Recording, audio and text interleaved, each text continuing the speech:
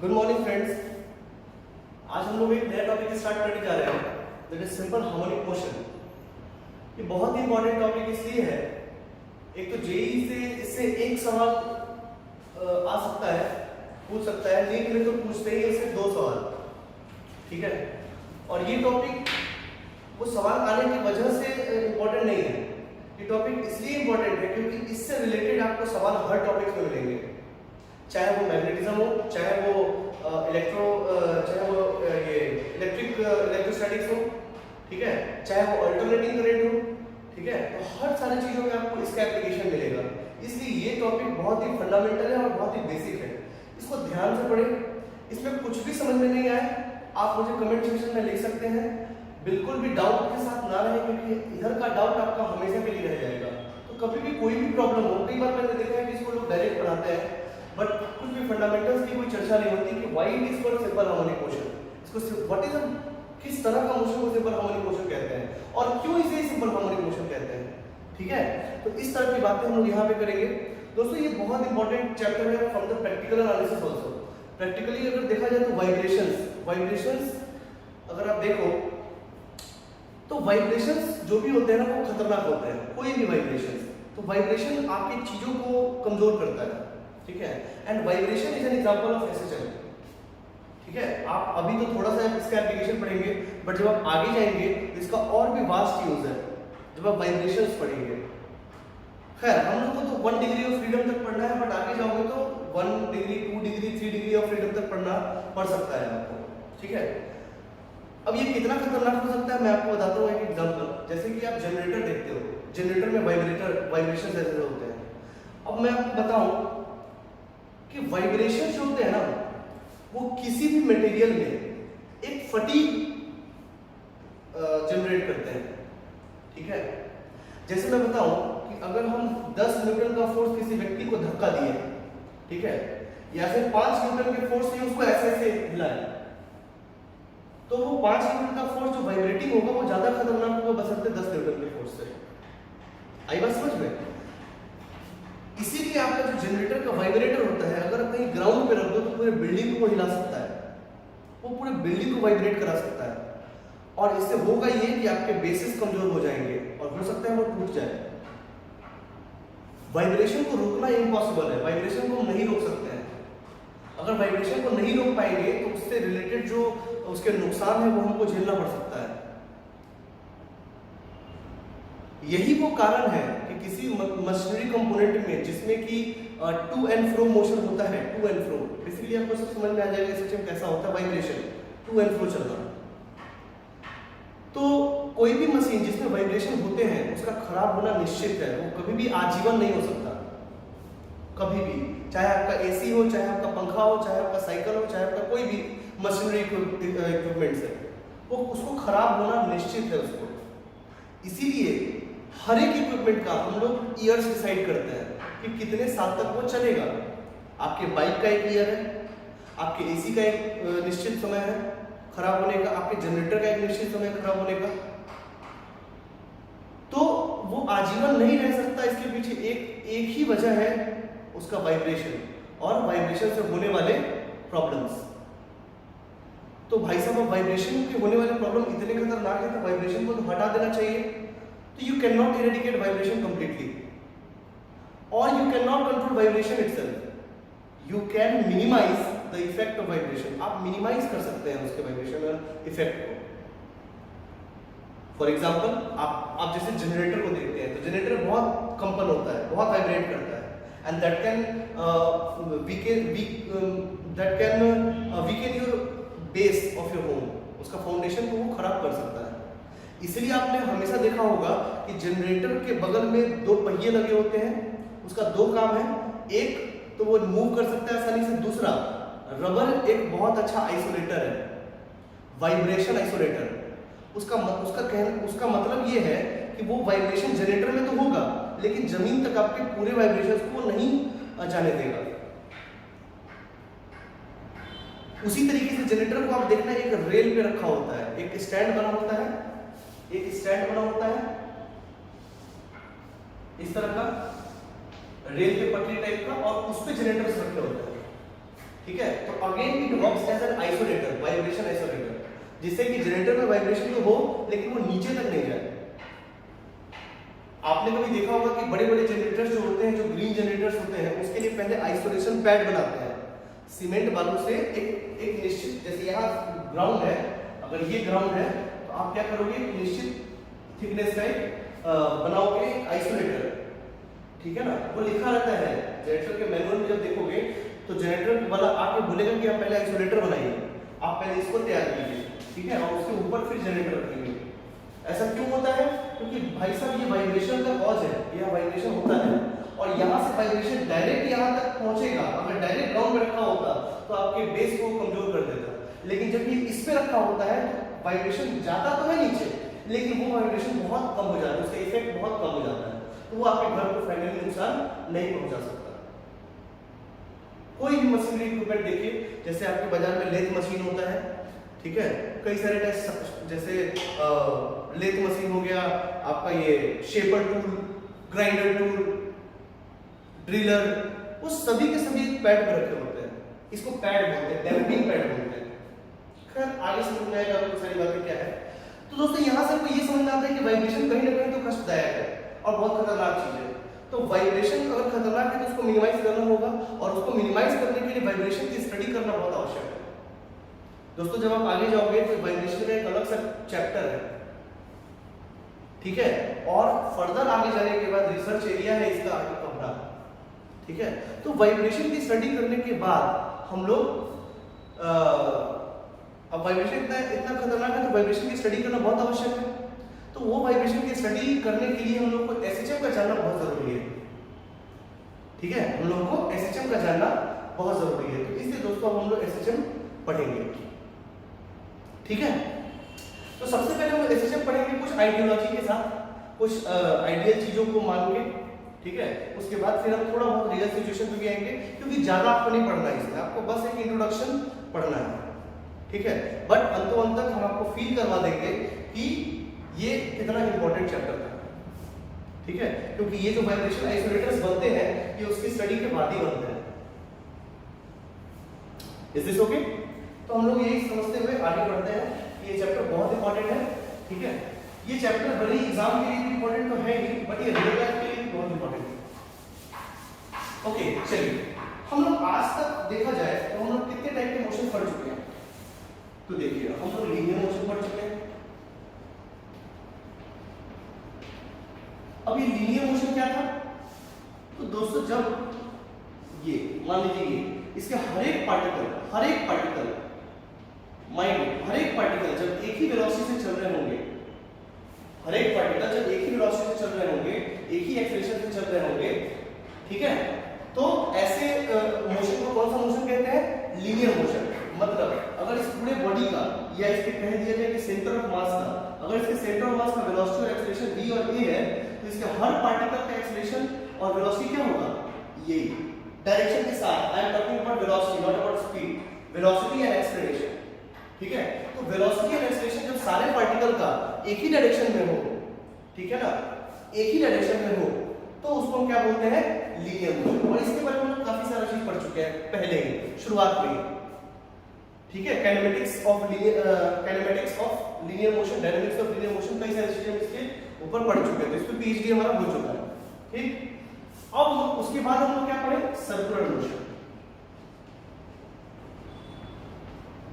Circular motion में हमने क्या देखा कि मान लीजिए एक डिस्क है, ये डिस्क है, ये सेंटर है, तो इसके जो हर पार्टिकल्स है, और ये सेंटर है मान लीजिए, ठीक है, हर पार्टिकल जो है, ठीक है, तो मान लीजिए इस पार्टिकल की बात करें तो इसका जो वेलोसिटी है और इसका ओमेगा है, और इसका कुछ ना कुछ अल्फा भी होगा, ठीक है। तो कहने का मतलब इसका तो हर पार्टिकल के लिए फॉर ईच पार्टिकल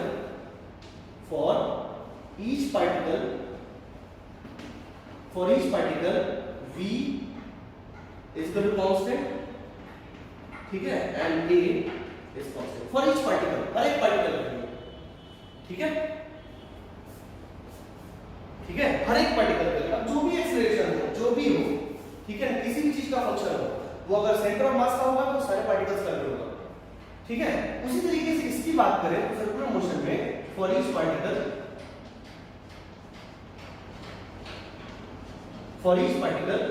v बराबर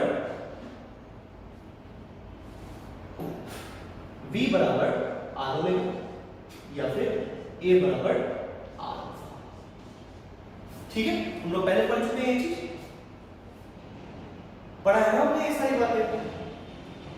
ठीक है, और एक और ये तो हो गया आपको पता होगा इसमें दो एक्सेलरेशन होते हैं, टेंजेंशियल एक्सेलरेशन और एक होता है radial acceleration, that is v²/r, जो कि होता है टुवर्ड्स द सेंटर, ये टुवर्ड्स द सेंटर ये, और ये होता है एटिकल एक्सेलरेशन।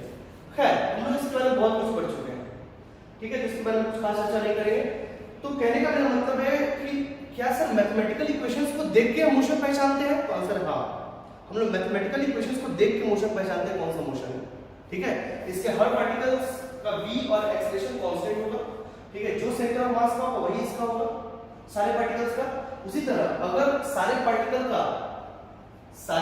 का velocity and acceleration with respect to centre अगर इस इक्वेशन से जुड़ा हुआ है तो उसको क्या बोलेंगे? Circular motion. ठीक है, हम लोग ऐसा पढ़ चुके हैं। तो इसमें सारे पार्टिकल का क्या बराबर होगा? अगर हम बात करें कि सर यहाँ पे तो वेलोसिटी और एक्सेलरेशन कांस्टेंट है सारे पार्टिकल का, यहाँ सारे पार्टिकल का क्या कांस्टेंट होगा? यहाँ सारे पार्टिकल का ओमेगा जो भी होगा वो कांस्टेंट होगा, और अल्फा जो भी होगा वो कांस्टेंट होगा। ठीक है, तो लीनियर मोशन के लिए v और a कांस्टेंट होता है और सर्कुलर मोशन के लिए ओमेगा और अल्फा कांस्टेंट होता है, ये हम लोग पढ़ चुके हैं। ठीक, बहुत अच्छी बात। क्या दुनिया में कई टाइप के मोशन होते हैं? तो आंसर है नहीं, और भी टाइप के मोशन होते हैं। ठीक है ना, बट जो मुख्य मोशन, जो मुख्य चीज है, एक ये है और एक पीरियोडिक मोशन है। ठीक है ना, एक पीरियोडिक मोशन है, उस पीरियोडिक मोशन से जो हमको पढ़ना है वो पढ़ना है एसएचएम, सिंपल हार्मोनिक मोशन। ये भी एक तरह का पीरियोडिक मोशन है। ठीक है, तो उसको देखते हैं थोड़ा। अगर हम बात करें यहाँ पे ये और पीरियोडिक मोशन, तो भाई साहब ये कैसा मोशन है? ये कैसा मोशन है भाई साहब? तो ये एक तरह का ऐसा मोशन है, it is a type of motion. देखिए सबको समझ में आ जाएगा, धीरे धीरे चलेंगे, इसके बारीकियों को समझिए ताकि आपको मजा आए पढ़ने में। ठीक है, so it is a type of motion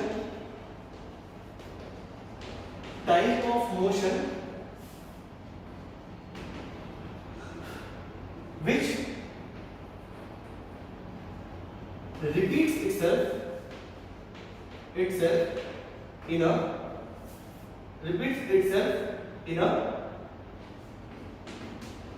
fixed time period। ठीक है, यानी कि इसका जो मोशन होता है एक फिक्स पीरियड के टाइम पे अपने मोशन को रिपीट करता है। वैसे मोशन को क्या बोलते हैं? पीरियोडिक मोशन, जो एक निश्चित समय के बाद अपना मोशन फिर से दोबारा रिपीट करे। वैसे मोशन को क्या बोलते हैं? Periodic motion. ठीक है, ओके।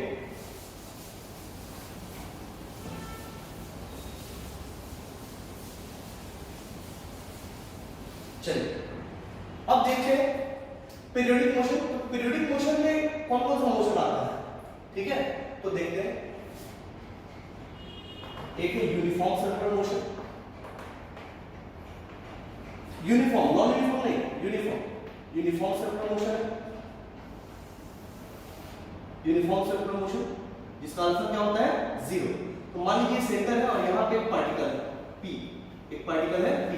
तो अगर ये यूनिफॉर्म सर्कुलर मोशन तो इसका ओमेगा कांस्टेंट होगा, मतलब अल्फा क्या होगा? 0। हम लोग पहले ही पढ़ चुके दोस्तों ये सारी बातें। ठीक है, तो ये एक निश्चित समय के बाद यहाँ पे आता है। तो क्या एक पीरियोडिक मोशन है?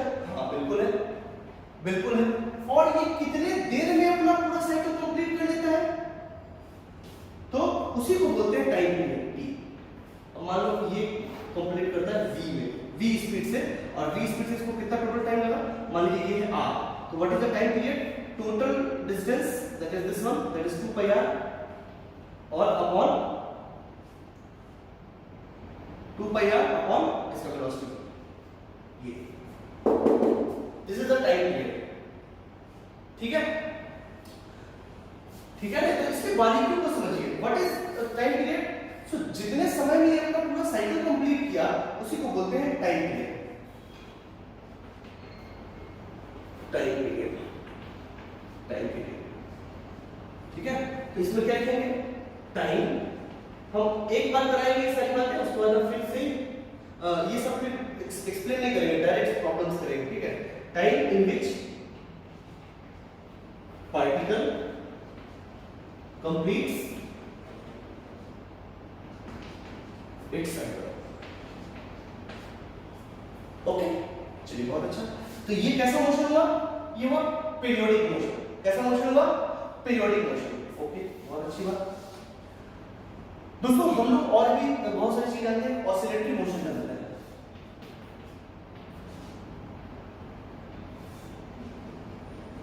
एक धागा होता है जिसको यहां फिक्स करते हैं, मान लो इसका लेंथ L है। ठीक है, तो ये इधर से इधर जाता है। ठीक है, इधर से इधर गया और इधर से इधर आया। ठीक है, तो निश्चित टाइम पे आता है, उसको बोलते हैं टाइम पीरियड। यहां से यहां गया, फिर यहां से यहां आया, तो एक साइकिल कंप्लीट हो जाता है, जिसको जो होता है 2 पाई और root under L upon G। हम लोग पहले पढ़ चुके हैं ये बात। ठीक है, ये होता है ऑसिलेटरी मोशन। ये होता है ऑसिलेटरी मोशन, ऑसिलेटरी मोशन। ठीक है, दूसरी बात, इसमें कोई भी फ्रिक्शन नहीं है। मतलब कहने का मेरा मतलब है कि यहां से यहां, यहां से यहां, यहां से यहां अगर ये चल रहा है, मेरा बात समझिएगा, अगर यहां से यहां तक चल रहा है तो उसमें कोई भी एनर्जी का लॉसेस नहीं हो रहा है। अगर हो रहा है, ठीक है ना, तो इसके टाइम घट जाएगा, और घटते घटते घटते घटते फिर जीरो हो जाएगा। ठीक है, तो हम ऐसा मान के चलेंगे विदाउट डैम्पिंग। चलिए क्या करते हैं सर,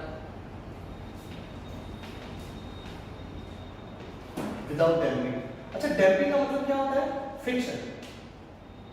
हम लोग अभी जो भी, यही हमारा आइडियोलॉजी है, यही हमारा आइडियल कंडीशन मानेंगे कि हमारे सिस्टम में फ्रिक्शन कहीं से भी नहीं है। हालांकि आपको फ्रिक्शन के साथ, देखिए जेईई एडवांस के सिलेबस में आपको ऑसिलेशन विदाउट डैम्पिंग पढ़ना है, बट जेईई मेन में डैम्पिंग का थोड़ा बहुत एस्पेक्ट्स जानना चाहिए आपको, क्योंकि सवाल उससे भी थोड़े बहुत आते हैं, तो वो हम लोग बाद में देख लेंगे। ठीक है ना, सबसे पहले हम लोगों के साथ यही आइडियोलॉजी चलेगा। ठीक है, अब जरा देखिए यहाँ पे, क्या ये यहाँ से यहाँ आया और फिर यहाँ से यहाँ गया। ठीक है, क्या फिर उसके एक निश्चित समय पर फिर ऐसे से आएगा, फिर आएगा, फिर आएगा। यस, तो क्या ये भी एक पीरियोडिक मोशन है? आंसर है हाँ, आंसर है हाँ। क्या ये ऑसिलेटरी मोशन है? What is oscillatory motion? जो टू एंड फ्रो करता है। ये टू एंड फ्रो, यानी कि ये मीन पोजीशन है, ये एक्सट्रीम पोजीशन है, यहां से यहां गया, फिर यहां से वापस आया, तो अपने मीन पोजीशन के अबाउट प्लस भी गया, माइनस भी गया। जो अपने डायरेक्शंस को अल्टरनेट करे उसको बोलते हैं ऑसिलेटरी मोशन, जो टू एंड फ्रो चले। ठीक है ना, ऑसिलेशन का बेसिकली मतलब होता है टू एंड फ्रो।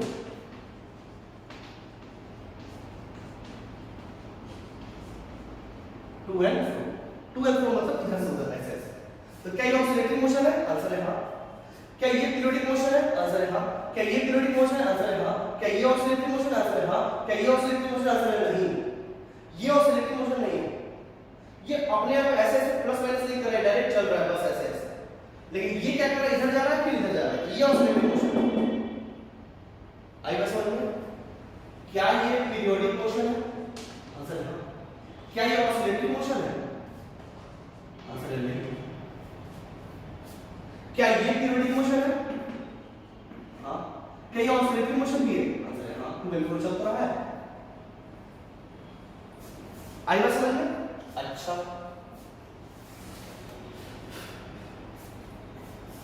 आई बात समझ में? ओके, बहुत अच्छी बात है। तो हम लोगों को दोस्तों ये नहीं पढ़ना, हम लोगों को अब ये नहीं पढ़ना, हालांकि इसकी मदद लेनी है आगे, बट अब हम लोग को ये सर्कुलर मोशन नहीं पढ़ना है। हम लोग क्या पढ़ना है, ऑसिलेटरी मोशन, उसमें भी अजम्पशंस है। तो क्या अजम्पशन है, कैसे चलता है वो हम देखते हैं। ठीक है ना, क्या ये पीरियोडिक मोशन है? आंसर है हाँ। क्या ये ऑसिलेटरी मोशन है? आंसर है नहीं। क्या ये पीरियोडिक मोशन है? आंसर है हाँ। क्या निश्चित समय के बाद रिपीट कर रहा है? आंसर है हाँ। क्या ये ऑसिलेटरी मोशन है? आंसर है हाँ। आई बात समझ में? ओके, अच्छा, तो यहां देखिए, यहां ये ऐसे है, ये ऐसे गया और ये ऐसे आया, तो ये कैसा मोशन हुआ? Oscillatory motion. तो अगर आप ध्यान से देखो तो ये इधर जा रहा है, जब ये वेलोसिटी इधर था तो इसका एक्सेलरेशन किस तरफ था, नीचे की तरफ, यानी कि वेलोसिटी इधर है, एक्सेलरेशन किधर है, इस तरफ। मेरी बात ध्यान से सुनिए, यहां देखिए, जैसे हम बात करें कि यहां से अगर ये यहां गया तो जो फोर्स एक्ट कर रहा है क्या वो mg है, आंसर है। और अगर ये थीटा है, ध्यान से समझिए, कोई खास बात नहीं कर रहे हैं, ठीक है, आराम से समझिए। ये तो अगर ये थीटा है तो ये भी थीटा है, तो क्या ये mg cos थीटा है और ये क्या mg sin थीटा है, आंसर है हाँ। और ये क्या टेंशन है, आंसर है हाँ। ये इसको क्या करेगा, इक्विलिब्रियम में ले आएगा, और धागा इधर उधर नहीं हो रहा है, ये वाला इक्विलिब्रियम में है। लेकिन ये फोर्स क्या कर रहा है, इसको इधर खींच रहा है। अगर ये फोर्स इधर खींच रहा है तो मान लीजिए इसका डायरेक्शन इस तरफ है, तो इसका वेलोसिटी किधर है, इस तरफ, लेकिन इसका एक्सेलरेशन किस तरफ है, इस तरफ। तो क्या इसका वेलोसिटी जीरो होगा, आंसर है हाँ बिल्कुल, क्योंकि वेलोसिटी और एक्सेलरेशन दोनों एक दूसरे के अपोजिट होता है, तो वेलोसिटी क्या होता है, घटता है। वेलोसिटी क्या होता है, घटता है ना। और वेलोसिटी और एक्सेलरेशन एक डायरेक्शन में होगा तो वेलोसिटी क्या होगा, बढ़ेगा। हम दोनों चीज यहां पे देखेंगे। अगर हम इसको यहां से यहां किए तो क्या वेलोसिटी इधर था और एक्सेलरेशन इधर था, तो क्या वेलोसिटी घटेगा, आंसर हां सर घटेगा, बिल्कुल घटेगा। और मान लीजिए अब ये यहां पे एक्सट्रीम पॉइंट, जहां तक इसको जाना था वहां तक ये चला गया, ठीक है, उसके बाद ये लौटा, उसका क्या किया, लौटा, उसके बाद क्या किया, लौटा, मतलब अब यहां से ये, अब यहां पे वेलोसिटी क्या होगा, जीरो। अब ये क्या करेगा, लौटेगा। जब यहां से लौटेगा तो अब जो इसका वेलोसिटी होगा क्या होगा, इस डायरेक्शन में होगा। और क्या इसका एक्सेलरेशन भी इसी डायरेक्शन में है, आंसर है। तो क्या यहां से यहां तक वेलोसिटी बढ़ेगा, आंसर है हाँ बढ़ेगा। और मैक्सिमम कब होगा, तो जब यहां तक पहुंचेगा, ठीक। लेकिन जैसे ही वो यहां से यहां आएगा, अब इसका वेलोसिटी इस तरफ हो जाएगा और फिर से इसका एक्सेलरेशन किस तरफ हो जाएगा, इस तरफ। फिर वेलोसिटी एक्सेलरेशन दूसरे का अपोजिट आ गया, तो फिर कहीं ना कहीं जाके रुकेगा और फिर वेलोसिटी जीरो के फिर अपनी तरफ आएगा, है ना। इसमें एक चीज हमको समझ में आया कि जो एक्सेलरेशन इस तरफ है, यानी कि अगर मूवमेंट को ये पॉजिटिव ले ले तो ये वाला क्या होगा, नेगेटिव, ठीक है। तो अगर हम इधर चल रहे हैं तो फोर्स किस तरफ है, इस तरफ, तो फोर्स किस तरफ है, इस तरफ, मतलब नेगेटिव डायरेक्शन में। क्या हर समय यहां भी फोर्स इस डायरेक्शन में था, क्या यहां भी फोर्स इस डायरेक्शन में था, आंसर है हाँ। तो फोर्स हमेशा नेगेटिव डायरेक्शन नहीं होगा जब x पॉजिटिव होगा। मैंने इसको इधर के लिए, जब हम इसको ऐसे किए, जब हम इसको इधर किए तो मेरा डायरेक्शन पॉजिटिव था, तो फोर्स किधर लगा, नेगेटिव की तरफ। फोर्स किधर लगा, नेगेटिव की तरफ। लेकिन जब हम इसको इस तरफ किए तो थीटा कैसा होगा, जब इसको इस तरफ किए तो थीटा कैसा, डिस्प्लेसमेंट कैसा होगा, नेगेटिव, लेकिन फोर्स किस तरफ हुआ, पॉजिटिव। तो यानी कि जब x यानी कि डिस्प्लेसमेंट जब पॉजिटिव होगा तो फोर्स कैसा था, नेगेटिव। जब डिस्प्लेसमेंट नेगेटिव था तो फोर्स कैसा लगा, पॉजिटिव। इसमें कहीं से कोई दिक्कत, ठीक है। तो ऐसा होने वाला है, मतलब वो हमेशा डिस्प्लेसमेंट के अपोजिट डायरेक्शन में लगने वाला है फोर्स। ये बात आप समझ लें। आप जिस भी तरफ आप डिस्प्लेस करोगे उसके अपोजिट डायरेक्शन में आपको फोर्स मिलने वाला है, ठीक है। मतलब डिस्प्लेसमेंट से वो नेगेटिव चलेगा, सबसे पहली बात। बातें आई समझ में आता, चलिए अच्छी बात। ये क्या हो रहा था, ऑसिलेशन। क्या ये पीरियोडिक मोशन था, आंसर है हाँ। क्या ऑसिलेटरी मोशन था, आंसर है हाँ। क्या ये पीरियोडिक मोशन था, आंसर है। क्या ऑसिलेटरी मोशन, आंसर नहीं। हमको ये पढ़ना है क्या, आंसर नहीं, ये तो पढ़ चुके हैं। ये सर्कुलर मोशन था, अगर ये यूनिफॉर्म है तो इसके पास एक ही एक्सेलरेशन आएगा, इसका अल्फा जीरो होगा और ये a हो जाएगा, b इसका भी है। ये तो हम पहले ही पढ़ चुके हैं, पहले कई सारे काम कर चुके हैं इस पे। हम लोग क्या पढ़ना है, ये बात। उसमें भी एक कंडीशन है, बताएंगे, ठीक है। तो हम इसको रब करते हैं, समझ में आ रहा है, ओके। अब देखिए, अब अगर ऐसी बात है तो इसका मैथमेटिक्स क्या होगा। सर देखिए, हर चीज का एक मैथमेटिक्स था। आपने बताया लीनियर मोशन का मैथमेटिक्स था, सर्कुलर मोशन का मैथमेटिक्स था, तो यानी कि इसका भी कुछ ना कुछ मैथमेटिक्स होगा। इसका आंसर हाँ बिल्कुल होगा। तो देखिए, general oscillatory, general equation for oscillatory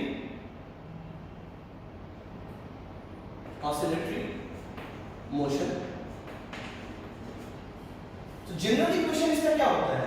that is given by, जो सिंपलिस्टिक फॉर्म में कोई भी इक्वेशन को अगर हम रिप्रेजेंट करते हैं, ठीक है, कोई भी, तो वो पॉलिनोमियल के फॉर्म में हम ये रिप्रेजेंट करते हैं, ठीक है ना। पॉलिनोमियल फंक्शन के तरीके से हम उसको रिप्रेजेंट करते हैं, कोई भी फंक्शन। अगर मैथमेटिक्स में जो सबसे सिंपल फंक्शन है वो कौन सा फंक्शन है?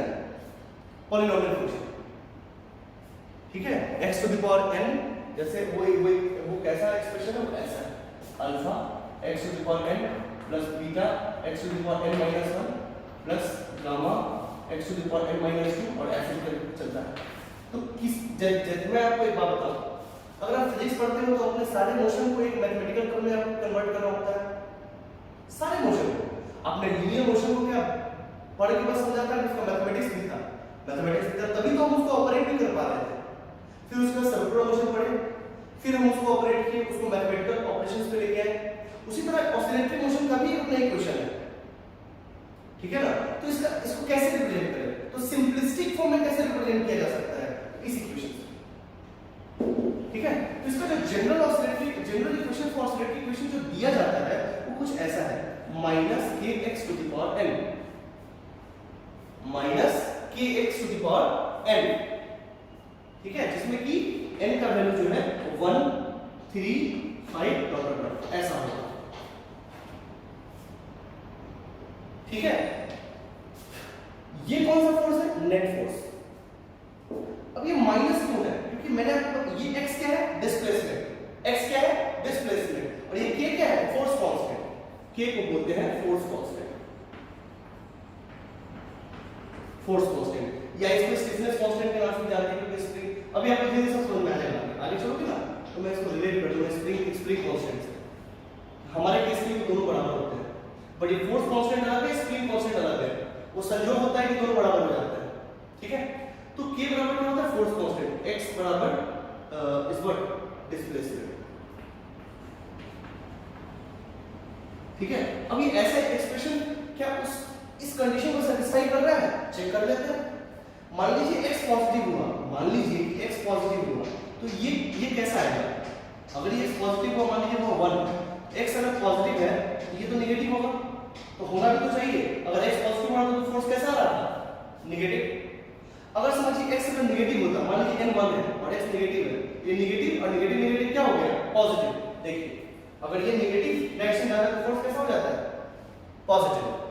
तो ये एक्सप्रेशन, ये कौन सा इक्वेशन है? ये जनरल इक्वेशन है किसका? ऑसिलेटरी मोशन का। किसका? ऑसिलेटरी मोशन का। ये जनरल मोशन है किसका? ऑसिलेटरी मोशन का, ये वाला, ठीक है। क्या ये इसको सेटिस्फाई करेगा? आंसर बिल्कुल करेगा। अब हम लोग को क्या पढ़ना है? देखिए हम लोग को पढ़ना है सिंपल हार्मोनिक मोशन। तो हार्मोनिक मोशन भी तो आ गया, ये जब ऑसिलेटरी मोशन पे लेके आ गया, तो क्या ये हार्मोनिक मोशन है? हार्मोनिक मतलब कुछ नहीं होता है, हार्मोनिक मतलब वही बात है, निश्चित समय के बाद रिपीट करना, उसी को हार्मोनिक मोशन बोलते हैं। कोई भी मोशन जो निश्चित समय के बाद रिपीट कर रहा है उसको हार्मोनिक मोशन बोलते हैं, ऑसिलेटरी मोशन। मतलब एक ऑसिलेटरी मोशन मतलब ऐसा पीरियोडिक मोशन जो ऑसिलेशन करता हो, ठीक है ना, उसको बोलते हैं हार्मोनिक मोशन। क्या बोलते हैं? Harmonic motion. तो फिर सुन लीजिए, एक पार्टिकल अगर वो ऑसिलेशन कर रहा है, ठीक है ना, तो क्या वो निश्चित समय के बाद रिपीट कर रहा है? क्या हार्मोनिक्स में चल रहा है वो? हार्मोनिक्स का मतलब होता है एक पीरियड के बाद रिपीट करना, ठीक है ना। तो क्या ये रिपीट कर रहा है? आंसर है हाँ। क्या ये ऑसिलेशन? आंसर है हाँ। तो ये कैसा मोशन हो गया? Harmonic motion. कैसा मोशन हो गया? Harmonic motion. हालांकि मैथमेटिक्स में हार्मोनिक फंक्शन होता है जो लैप्लास इक्वेशन को सेटिस्फाई कर देता है, उसी को हार्मोनिक फंक्शन बोलते हैं, ठीक है।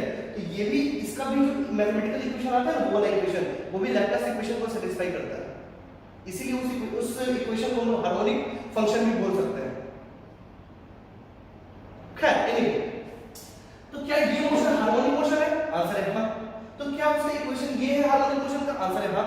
लेकिन हमको क्या पढ़ना है? Simple motion. तो हार्मोनिक मोशन तो हम लेके चले हैं, अब पढ़ना क्या है? सिंपल। हम लोग कैसा केस पढ़ना है? सिंपल। कैसा केस पढ़ना है? सिंपल। तो देखो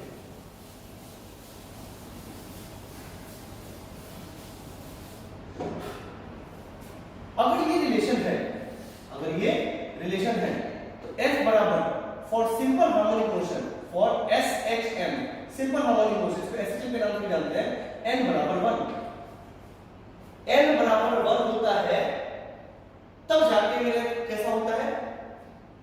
n बराबर 1 होगा तब हमारा इक्वेशन कैसा बन जाएगा? Simple harmonic motion. अब इसमें अब बताइए कौन सा फंक्शन आसान होगा? n बराबर 1 रखना, n बराबर 3 रखना, n बराबर 5 रखना। तो ऑब्वियस सी बात है कि n बराबर 1 बहुत आसान चीज है। और ऐसा कब होगा मैं बताऊं आपको, ऐसा समझे, अगर इसको हम एक्सपेंड करें तो कुछ ना कुछ ऐसा कहानी आएगा, माइनस kx माइनस आगे की तरफ minus k x to the power cube, या फिर k1 k2 कर लीजिए, k1 k2 x to the power 5, ये ऐसा चलेगा। तो अभी हमको चाहिए क्या? n बराबर 1, तो n बराबर 1 कब होगा? तो वो तब होगा when x is very small. So when x is small, then higher powers can be neglected. तो अगर हम हायर पावर्स पे चले तो अगर एक भी x छोटा है तो छोटा का पावर क्या होता है? और छोटा, और फिर उसका पावर बढ़ता चला जा रहा है। तो अगर पावर बढ़ता चला जा रहा है तो ये सारे टर्म क्या हो जाएंगे? Neglect, zero. तो मेरे पास बचेगा क्या? f बराबर माइनस kx। यही है आपका दोस्तों, और ये कौन सा फोर्स है? Net force. कौन सा फोर्स है? Net force. तो यही है दोस्तों आपका सिंपल हार्मोनिक मोशन। तो वैसा अब समझिए बात को, तो वैसा हार्मोनिक मोशन जिसका डिस्प्लेसमेंट बहुत छोटा हो उसको क्या बोलते हैं? Simple harmonic motion. अब इसको मैथमेटिक्स से समझे तो हार्मोनिक मोशन तो ये है। अब इसमें सिंपल क्या है? तो मैंने n बराबर 1 ले लिया, वही सिंपल है, वो मेरे एक्सप्रेशन को क्या कर दिया? सिंपल कर दिया। इसलिए उसको क्या नाम दिए? Simple harmonic motion. आई बात समझ में? तो अब से जो हम लोग पढ़ेंगे सिंपल, अब जो भी एक्सप्रेशन आगे पढ़ेंगे वो मेरा F नेट अगर इस फॉर्म में आ जाए, अगर पार्टिकल पे जो फोर्स लग रहा है अगर वो इस टाइप का फोर्स लग रहा है तो वो कैसा मोशन है? Simple harmonic motion. जिस तरीके से हम लीनियर मोशन में इक्वेशन देख के समझ जाते हैं, जिस तरीके से सर्कुलर मोशन में इक्वेशन देख के समझ जाते हैं, उस तरह किसी भी मोशन में अगर इस टाइप के फोर्स लग रहे हैं तो उसको भी देख के हम समझ जाएंगे कि वो किस टाइप का मोशन है? Simple harmonic motion. आई बात समझ में? ये है आपका सिंपल हार्मोनिक मोशन। अब मेरी बात सुनो ध्यान से, एक ऑसिलेटरी मोशन क्या एक हार्मोनिक मोशन है? आंसर है हाँ। क्या वो पीरियोडिक मोशन है? आंसर है हाँ। क्या वो सिंपल हार्मोनिक है? इट मे बी और मे नॉट बी। एक जनरल ऑसिलेटरी मोशन है, क्या वो पीरियोडिक मोशन है? आंसर है हाँ। क्या वो ऑसिलेटरी मोशन है? आंसर है हाँ। क्या वो सिंपल हार्मोनिक मोशन है? हो भी सकता है, नहीं भी हो सकता है। तो होगा कब? जब उसका डिस्प्लेसमेंट बहुत छोटा होगा। आई बात समझ में? तो हमारे डिस्प्लेसमेंट जब बहुत छोटा होगा उस केस में F नेट बराबर माइनस kx, ठीक है ना? This is called equation of SHM। Equation of SHM for net force. ये नेट फोर्स का इक्वेशन है।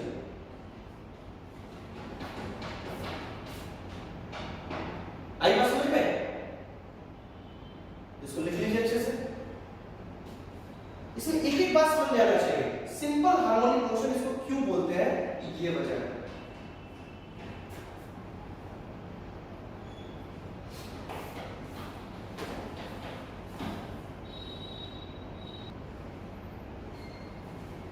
ओके, सो दोस्तों अब हम लोग जो ओवरव्यू देख लेते हैं इसका थोड़ा, कि हम लोग के पास एक यूनिफॉर्म सर्कुलर मोशन है, यूनिफॉर्म सर्कुलर मोशन।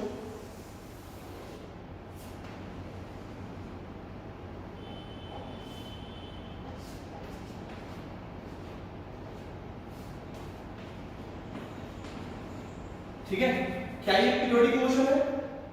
आंसर है हाँ। क्या ये ऑसिलेटरी मोशन है? आंसर है नहीं। क्या ये एसएचएम है? आंसर है नहीं। ठीक है, अच्छा इसमें कोई एग्जांपल बताइए तो।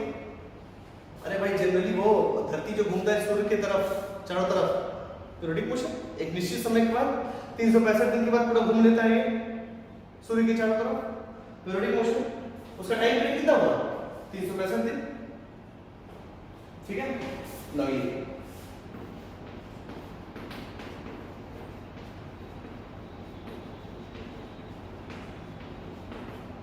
Oscillatory motion.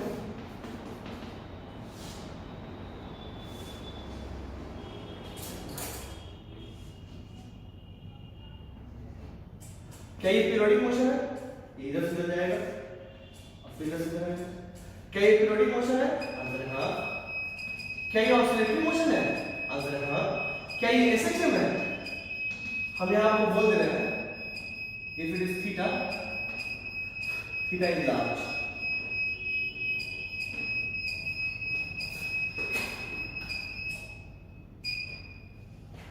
क्या ये एसएचएम है? आंसर है हाँ। सॉरी नहीं, ठीक है ना। अगर हम यहां पे गए, अभी आते हैं ऑसिलेटरी मोशन में।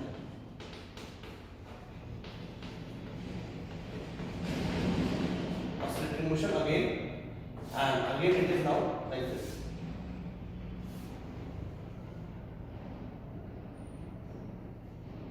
इसको इधर मूव किया गया theta. Now theta is small. Small कितना? 2 डिग्री, 5 डिग्री, 10 डिग्री तक चलेगा।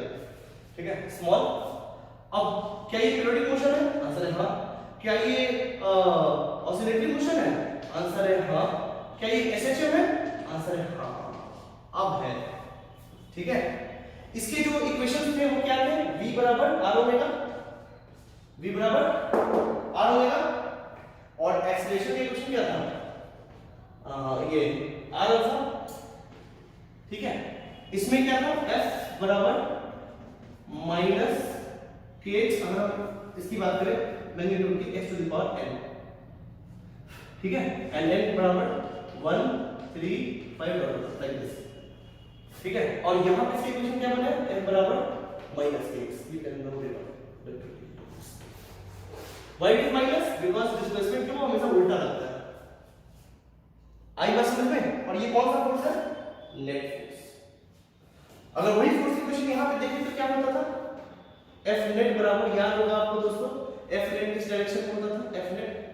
और वो F नेट कितना होता था? इसका मास अगर m है तो इसका होता था m v square by r।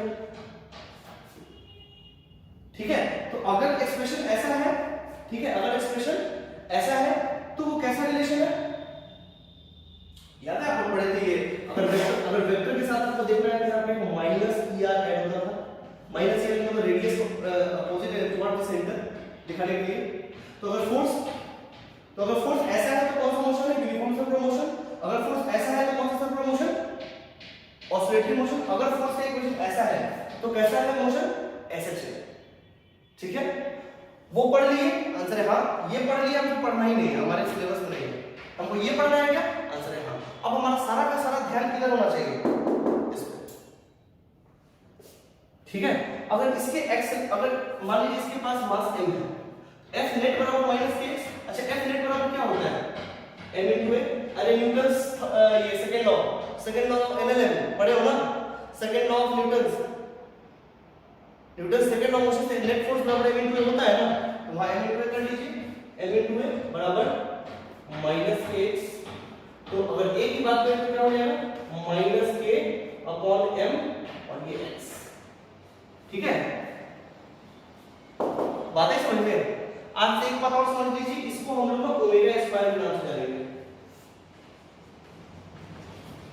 Minus omega square x। ठीक है, क्या है नहीं है समझ में आ जाएगा, परेशान मत हो। ओमेगा बराबर क्या हो गया? Root under k by f।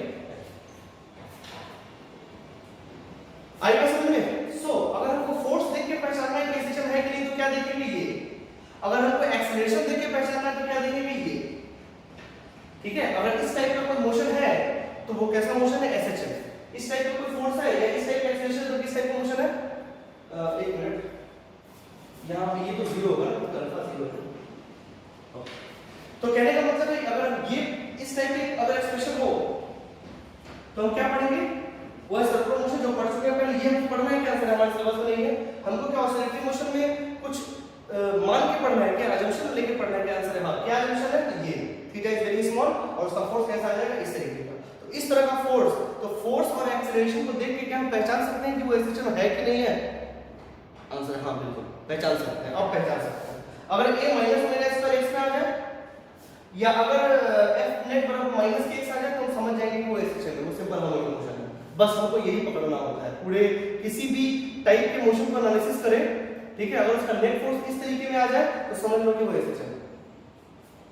आइए समझ में, ठीक है। तो डाइजेस्ट करेंगे बातों को।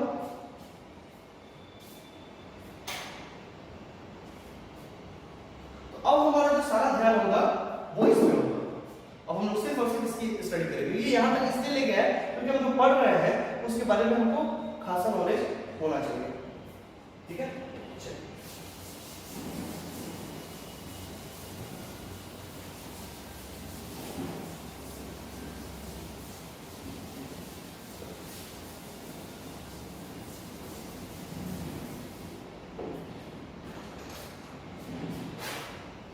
चलिए अब हम लोग पढ़ना है सिंपल हार्मोनिक मोशन एसएचएल। इसके तीन टाइप्स होंगे, ठीक है। एक होगा अनडैम्प्ड एसएचएल। अनडैम्प्ड कभी भी, अब आपके सामने जो कभी ये वर्ड आएगा डैम्प मतलब होता है फ्रिक्शन।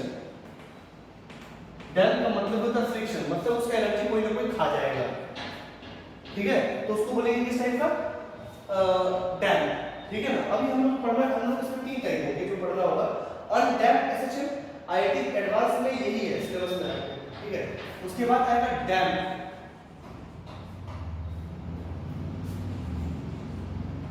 डैम्प एसएचएल, फिर उसके बाद आएगा फोर्स्ड डैम्प, फोर्स्ड डैम्प एसएचएल, ठीक है। इसमें क्या है? अनडैम्प्ड एसएचएल में, ठीक है। अब इसमें भी और भी टाइप हो सकते हैं, एक फ्री और एक फोर्स्ड, ठीक है।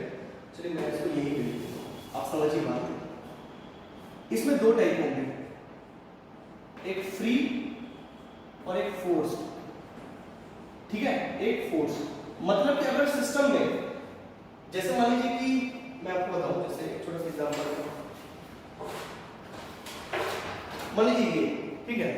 अगर हम इसको ऐसे लेके छोड़ दें, अगर हम बात करें इसकी, ये एक वर्नियर कैलिपर है, मान लीजिए ऐसे छोड़ दें, ऐसे छोड़ दें, तो क्या वाइब्रेशन होता है थोड़ा सा? अगर हम देखें वाइब्रेशन होता है थोड़ा सा, हम करके छोड़ दिए, अब अपने आप हो रहा है, कर रहा है, इसका मतलब उसमें ऑसिलेशन हो रहा है और हम फोर्स एक बार देके छोड़ दिए हैं, अब नहीं दे रहे हैं फोर्स, तो वो कौन सा फोर्स होगा? फ्री। ये होगा फ्री, मतलब एक्सटर्नल फोर्स इज जीरो, कोई एक्सटर्नल फोर्स नहीं है। उसी तरह इसमें हम बार बार लगा के इसको ऐसे कर रहे हैं, तो एक्सटर्नल फोर्स रेगुलरली लगा हुआ है, ठीक है। तो ऐसे जब एक्सटर्नल फोर्स जीरो नहीं होगा, लगा होगा, यानी कि उसको वाइब्रेशन कंटिन्यूअसली मिल रहा है, वैसे मतलब ऐसे जब हम लोग कहेंगे फोर्स्ड, क्या बोलेंगे? फोर्स्ड, ठीक है, जिसमें एफ एक्सटर्नल जीरो नहीं है, ठीक है। तो इसमें देखिए दो बातें आई, एक तो अनडैम्प्ड मतलब उसमें फ्रिक्शन नहीं है, ठीक। तो ये होगा free undamped SHL. Free undamped SHL का मतलब क्या है? जिसमें एक्सटर्नल फोर्स भी जीरो है और उसमें फ्रिक्शन भी नहीं है। फिर आएगा force undamped SHL. Force undamped SHL मतलब फ्रिक्शन तो नहीं है लेकिन एक्सटर्नल फोर्स भी जीरो नहीं है, फ्रिक्शन नहीं है लेकिन एक्सटर्नल फोर्स जीरो नहीं है, वो है जिसमें एक्सटर्नल फोर्स जीरो नहीं होगा, ठीक। उसके बाद डैम्प, डैम्प में भी दो बातें होंगी, एक फ्री और दूसरा फोर्स, ठीक है। इसमें भी कई प्रकार है, आप आप जब आगे बढ़ोगे इंजीनियरिंग वगैरह करोगे तो उसमें चारों पढ़ना है, उन चारों में भी कई सारे और भी बातें हैं, ठीक है। हम लोग बस जैसे इंट्रोडक्शन देख रहे हैं, तो फ्री मतलब फिर वही बात, एफ एक्सटर्नल एक बार करके छोड़ दिए, ठीक है, और इसमें एफ एक्सटर्नल, ठीक है। तो कहने का मतलब फ्री अनडैम्प्ड एसेशन का क्या मतलब होता है? फ्री अनडैम्प्ड एसेशन मतलब फ्री डैम्प्ड एसेशन, डैम्प्ड मतलब क्या? फ्रिक्शन है और उसमें एक्सटर्नल फोर्स नहीं है, तो वो कौन सा होगा? फ्री। उस अब एक सिस्टम में फ्रिक्शन नहीं है, सॉरी फ्रिक्शन है और एक्सटर्नल फोर्स भी है, उसको क्या बोलेंगे? Force damped oscillation. मुख्य रूप से यही चार प्रकार के होते हैं। हमको जो अपना फोकस रखना है वो रखना है इस पे, ज्यादातर बात हम इसी की करेंगे, ठीक है। हमारे सिलेबस में सबसे ज्यादा इसी पे फोकस किया गया है, ठीक है। कुछ कुछ बातें मिस्त्री आपको बता देंगे, आप घबराए ना, लास्ट में हम लोग थोड़ा थोड़ा पढ़ना है तो आपको थोड़ा बहुत हम आपको हिंट कर देंगे, ठीक है। बट बेसिकली हमको यही पढ़ना है। आएगा समझ में? इसका ध्यान रखिए। चलिए बहुत अच्छी बात, तो इसको लिख लीजिए।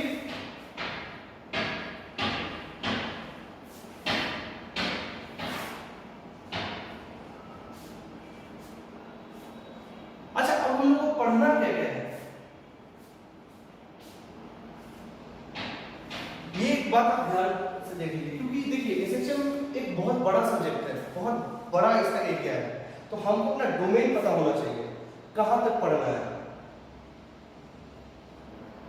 ठीक है। चलिए हम इसके बारे में थोड़ी देर बाद आपके बात करते हैं, कुछ और समझ लीजिए। खैर ये सब हो गया आपका, हम लोग का फोकस अब इस पर होने वाला है, ठीक है। चलिए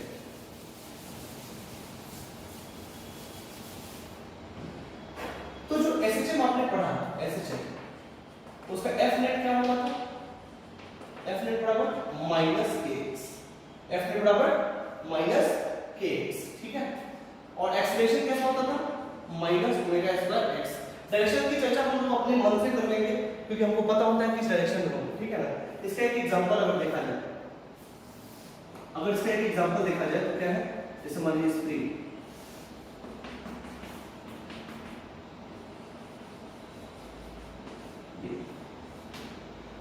ठीक है। मान लीजिए इस पार्टिकल का मास क्या है और स्प्रिंग का ये k, ठीक। ये नेचुरल लेंथ पे है अभी, तो ये x बराबर 0 है, ये है नेचुरल लेंथ, ठीक है। और इसी को बोलेंगे मीन पोजीशन। ये कैसा पोजीशन है दोस्तों? मीन पोजीशन, ठीक है। इसको हमने क्या किया? डिस्प्लेसमेंट दिया, ये यहां,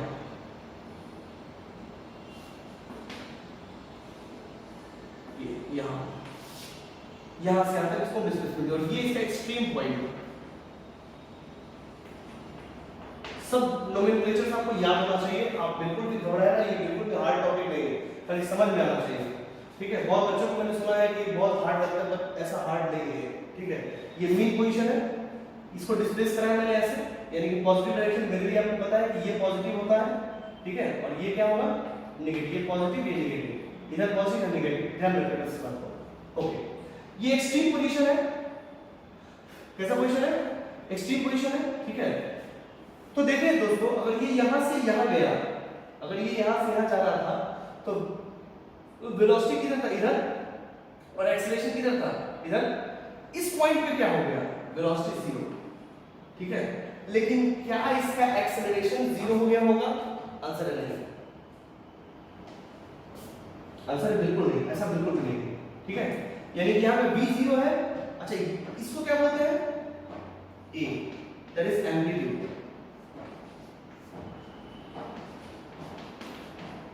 एम्पलीट्यूड ये क्या है? Distance between mean position and extreme position, याद रखिए ये बात, ठीक है। अच्छा, यहां से यहां तक जब इसको ऐसे डिस्प्लेस किए, तो इसको कुछ ना कुछ वेलोसिटी हमने दिया होगा। मान लीजिए हमने ऐसे इसको ऐसे कर दिया, तो इसको एक क्या मिला? एनर्जी मिला, मतलब यहां से एक हमने इसको डिस्प्लेस करा v वेलोसिटी से, ठीक। अब ये यहां से यहां जाते जाते ये वेलोसिटी इधर था और एक्सीलरेशन किधर था? क्योंकि स्प्रिंग जब इसको ऐसे किया तो स्प्रिंग कैसा फोर्स दे रहा है? खींच रहा है पीछे, कैसा दे रहा है? पीछे, इसको पीछे की तरफ खींच रहा है, खींचा खींचा, तो इसका एक्सीलरेशन किस तरफ था? इस तरफ। किस तरफ था? इस तरफ, तो ये v इधर है और ये a इधर, तो कभी ना कभी 0 होगा। आंसर हाँ हो गया। ठीक, क्या एक्सेलरेशन 0 आंसर नहीं? सर इसका एक्सेलरेशन का जो इक्वेशन आपने पढ़ाया है तो माइनस ओमेगा स्क्वायर x होता है ना, आंसर है हाँ। तो ये x यहां पे कितना है 0, यहां पे कितना है a, तो यहां पे एक्सेलरेशन कितना है माइनस ओमेगा स्क्वायर a। बात है समझ में? तो यहां पे आके देखिए, यहां एक्सेलरेशन 0 नहीं है, वेलोसिटी 0 है। अब यहां से क्या ये अब आना छोड़ दिया, आंसर नहीं, स्प्रिंग तो लंबा है, वो तो खींच लेगा इसको तुरंत, तो खींचा स्प्रिंग, इसको खींचा। अब जब स्प्रिंग खींचा तो अब वेलोसिटी 0 है और एक्सेलरेशन इस तरफ है, तो अब यहां से जब वो यहां आएगा तो वेलोसिटी भी इस तरफ, एक्सेलरेशन भी इस तरफ, तो क्या उसका वेलोसिटी बढ़ेगा? आंसर बिल्कुल बढ़ेगा। तो वो यहां से यहां तक आया, तो कितना वेलोसिटी होगा? तो आंसर है यहां पे इस जगह पे टोटल का टोटल एनर्जी किसमें बदल गया? पोटेंशियल एनर्जी में, दैट इज हाफ के a स्क्वायर। ठीक है, अच्छा फिर यहां से यहां तक आया। अच्छा इसमें फ्रिक्शन क्या है? 0। हम लोग क्या पढ़ रहे हैं? अनडैम्प्ड। अनडैम्प्ड हम लोग का जो ये है वो कैसा है? अनडैम्प्ड, अनडैम्प्ड और फ्री, ये पढ़ रहे हैं हम लोग। यहाँ पे कोई एक्सटर्नल फोर्स नहीं है, हमने बस एक बार इसको हिट करा था, हिट किए, ये उधर गया, फिर उधर से इधर आया। अब जब इधर से इधर आया तो वेलोसिटी इस तरफ, एक्सेलरेशन इस तरफ, और यहाँ टोटल एनर्जी किसमें बदल गया? यानी कि यहाँ जब हमने एनर्जी दिया v, इंपल्स ऐसे मार दिए, तो एक किसको एनर्जी मिला? यहाँ पे एनर्जी कितना है? तो काइनेटिक एनर्जी की फॉर्म में आ जाएगा हाफ mv स्क्वायर, आपने पढ़ा होगा ये। उसके बाद इसको इधर से इधर गया तो ये किस फॉर्म में बदल गया? हाफ के a स्क्वायर बदल गया। और जब ये यहाँ से यहाँ आया तो फिर किसमें बदल गया? फिर काइनेटिक एनर्जी बदल गया। तो बीच में कैसा था? दोनों, थोड़ा सा स्प्रिंग भी लंबा था और थोड़ा उसके पास वेलोसिटी भी था। लेकिन जब ये यहां से यहां आया तो वो किसमें बदल गया? काइनेटिक एनर्जी में। तो यहां पे रुक जाएगा क्या? आंसर है नहीं, इसके बाद वेलोसिटी है। हां, लेकिन वेलोसिटी का डायरेक्शन अब इधर है, वेलोसिटी का डायरेक्शन अब इधर है। तो क्या अब इधर इधर जाएगा? आंसर हां, अब मोशन इधर होगा। इधर भी जब मोशन किस तरफ है, यानी कि वेलोसिटी इस तरफ है, वेलोसिटी इस तरफ, एक्सेलरेशन किस तरफ है? इस तरफ। अब तो इसको इधर कीजिएगा, क्योंकि स्प्रिंग को धक्का इधर देने का फोर्स किधर लगेगा? इस तरफ, तो फिर भी कहीं कहीं 0 होगा।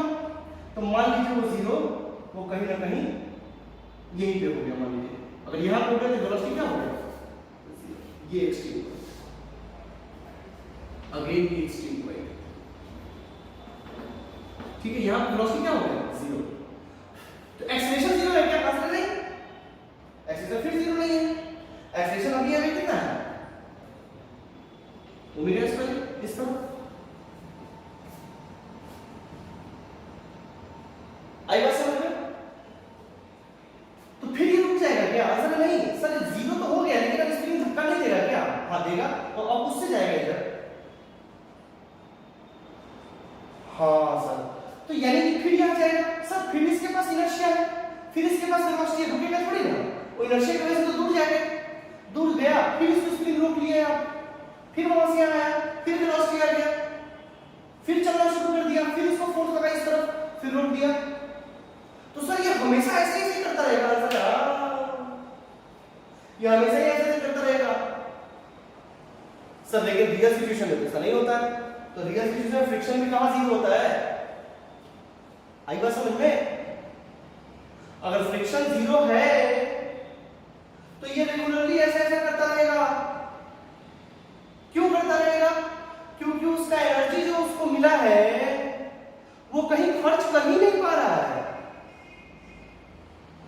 उसका जो एनर्जी मिला है वो कहीं खर्च कर ही नहीं पा रहा है, वो हमेशा उसके पास है। दोस्तों मैंने आपको कंजर्वेटिव फोर्स पढ़ाया था और आपको बेसिकली समझाया था कंजर्वेटिव फोर्स फिजिकली इसका मतलब ये है कि वैसा फोर्स जो अपने किए गए कार्य को पोटेंशियल एनर्जी में रखने की क्षमता रखता है, वैसे फोर्सेस को हम कंजर्वेटिव फोर्सेस बोलते हैं। तो क्या यहाँ पे कंजर्वेटिव फोर्स है? आंसर हाँ, स्प्रिंग फोर्स तो सर कंजर्वेटिव फोर्स है, बिल्कुल। तो क्या वो अपने यहां से यहां तक किए गए कार्य को स्टोर कर लिया? हाँ, किस फॉर्म में? पोटेंशियल एनर्जी के फॉर्म में, more specifically elastic potential energy के फॉर्म में वो रख लिया।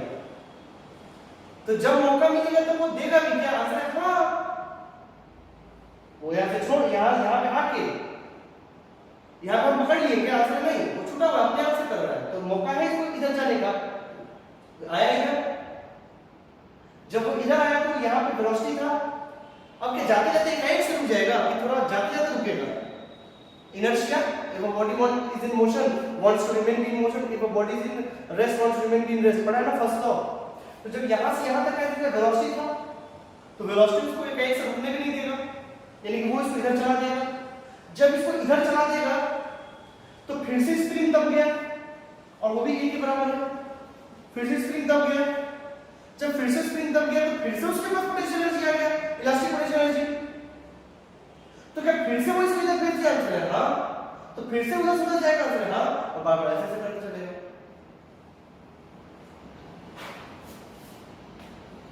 तो ये जस्ट एक एग्जांपल है आपको एक सिंपल हार्मोनिक मोशन का, मैंने बस आपको एक एग्जांपल दिखाया है इससे, ठीक है। अगर इसमें हम बात करें, इसमें नेट फोर्स क्या है, स्प्रिंग का नेट फोर्स क्या होता है बच्चों, माइनस के। अब ये के क्या है, ये के क्या है, स्टिफनेस कांस्टेंट, स्प्रिंग कांस्टेंट पढ़ा होगा आपने, इस के को बोलते हैं स्प्रिंग कांस्टेंट, स्प्रिंग कांस्टेंट और stiffness constant.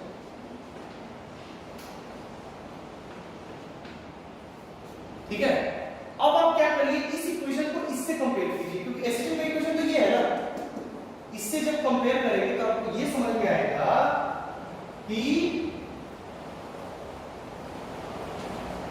For this motion, कौन सा मोशन, इस मोशन के लिए स्प्रिंग कांस्टेंट बराबर फोर्स कांस्टेंट। जो स्प्रिंग का कांस्टेंट होगा वही इसका फोर्स कांस्टेंट भी होगा। बातें समझ में आपके, ये कंडीशन है इसका।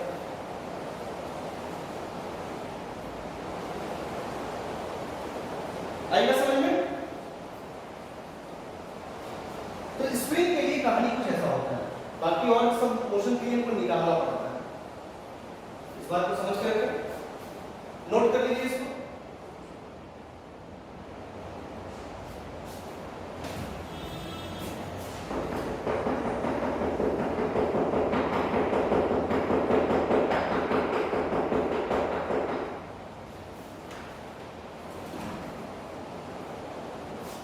ठीक है,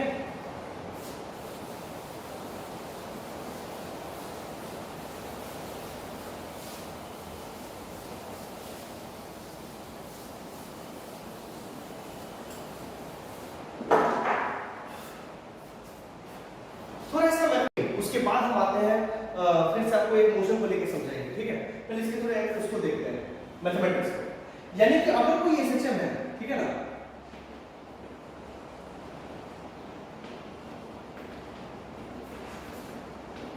मैथमेटिक्स ऑफ एसएचएम हम वहीं से पकड़ते हैं जो हमारा ओरिजिनेशन था।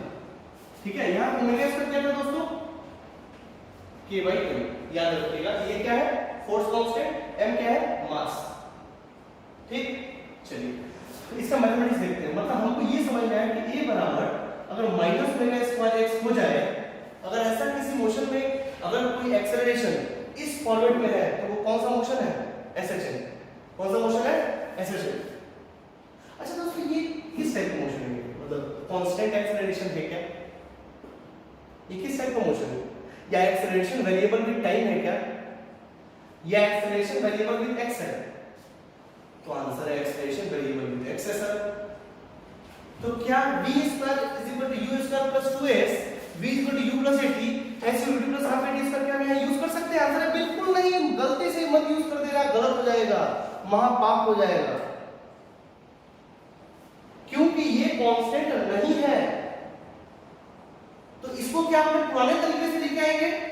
आंसर है हाँ। आपको ध्यान रखना ये क्या होता है, अगर एक्सप्रेशन की बात करें तो एक्सप्रेशन क्या होता है, dv। हाँ, ये एक्सप्रेशन किसका फंक्शन है, x का। कैसा फंक्शन है, x का। तो ये भी हमको किस कौन सा लिखना चाहिए, x वाला। तो अगर आपको याद हो तो उसको हम ऐसे भी लिख सकते हैं v dv अपॉन dx बराबर माइनस ओमेगा स्क्वायर एक्स।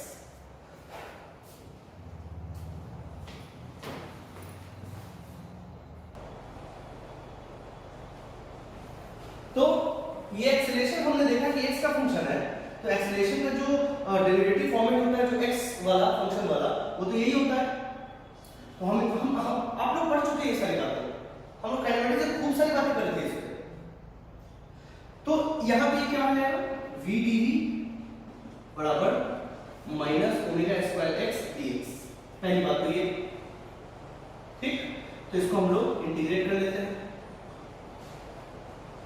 कहां से कहां तक, मान लीजिए u से v तक गया, u से v तक गया, और ये कहां से कहां तक गया, मान लीजिए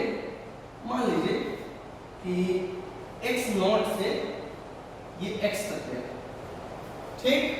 चलिए ये क्या हो जाएगा, v स्क्वायर बाई 2 u से लेकर v तक और minus omega square x square by 2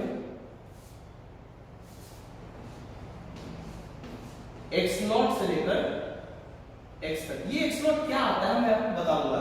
जैसे मान लीजिए कि एक पार्टिकल है, वो यहां पे है, इसका मास m है और ये है आपका x नॉट, ठीक है। तो हम लोग तो जनरल इक्वेशन निकाल रहे हैं ना सिस्टम का, तो ये x नॉट पे है, ये at t = 0 यहां पे है, ठीक है, और t = t में वो कुछ यहां पे है। ये है x की पोजीशन, आप ध्यान समझे, ये x की पोजीशन। हम लोग जनरल की बात करें तो x का रिलेशन चाहिए होगा, ये मान लीजिए x पे है at t = t पे, ठीक है। तो मुझे x चाहिए, बेसिकली टाइम के फंक्शन है, आपको समय के साथ समझ में आ जाएगा। बेसिकली वो सिनेरियो तो ये है, इसका मास है m, इसका मास क्या है m। यहां जाने के बाद मास बदल जाएगा, अरे नहीं बेवकूफों, ये मास नहीं बदलेगा, मास है मास नहीं बदलेगा, मास वही रहेगा, ओके। यहां देखिए 2 से 2 कट जाएगा, ठीक है, और यहां पे आ जाएगा v square minus u square, v square minus u square,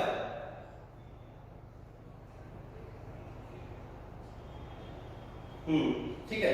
अच्छा, अब मान लीजिए कि यहां पे t = 0 पे, यहां पे तो t = 0 पे x क्या है, x नॉट, तो यहां पे वेलोसिटी क्या है 0। उसके बाद हम यहां से चलिए ये v स्क्वायर जनरल इक्वेशन करते हैं, माइनस u स्क्वायर बराबर minus omega square x square minus x not square. पहली बात ये, ठीक, बहुत अच्छी।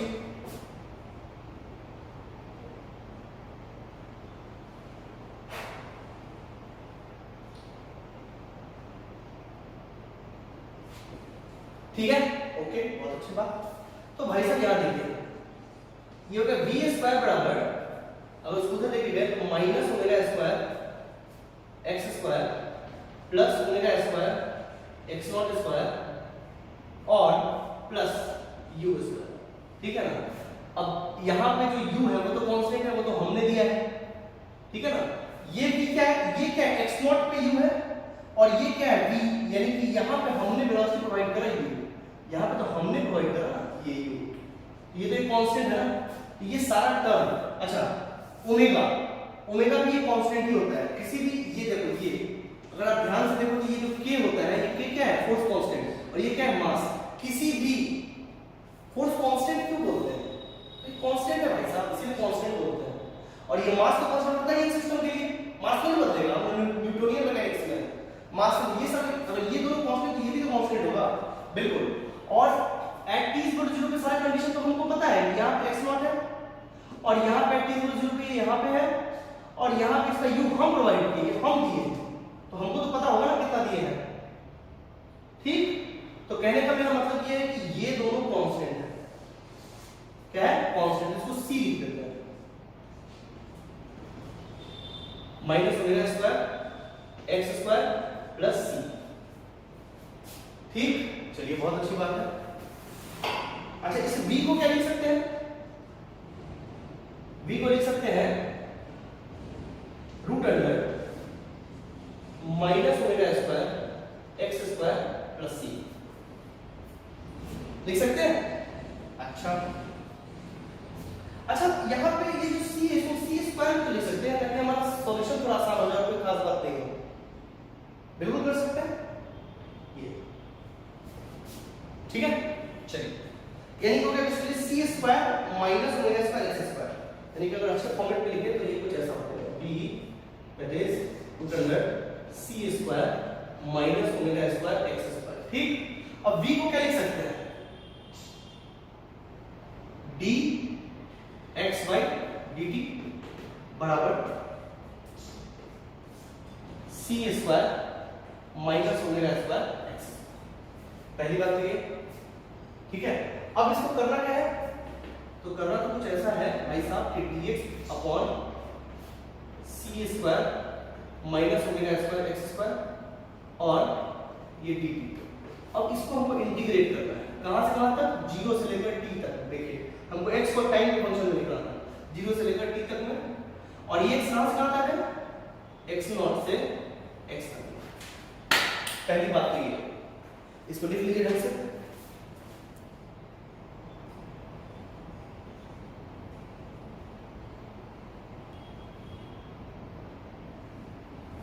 अच्छा सो दोस्तों अब हमारा फोकस उस इक्वेशन पे होगा, थोड़ा सा लेंथियर है बट घबराए ना, ठीक है ना।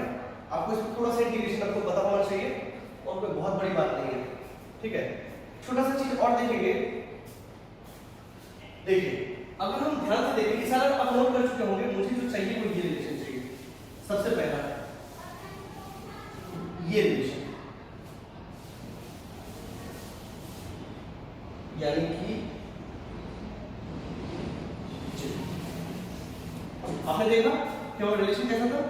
v square is equal to minus omega square x square plus C, ये रिलेशन था ना। और इसको हम सी स्क्वायर लिख देंगे, कोई खास बात नहीं। ओके, अब कांस्टेंट को तो अपने हिसाब से लिख सकते हैं ना हम, है कोई कांस्टेंट जो हमको पता नहीं है तो हम अपने हिसाब से भी लिख सकते हैं, उसमें कहीं से कोई दिक्कत नहीं है, ठीक है। ये कंडीशन, अच्छा ठीक है।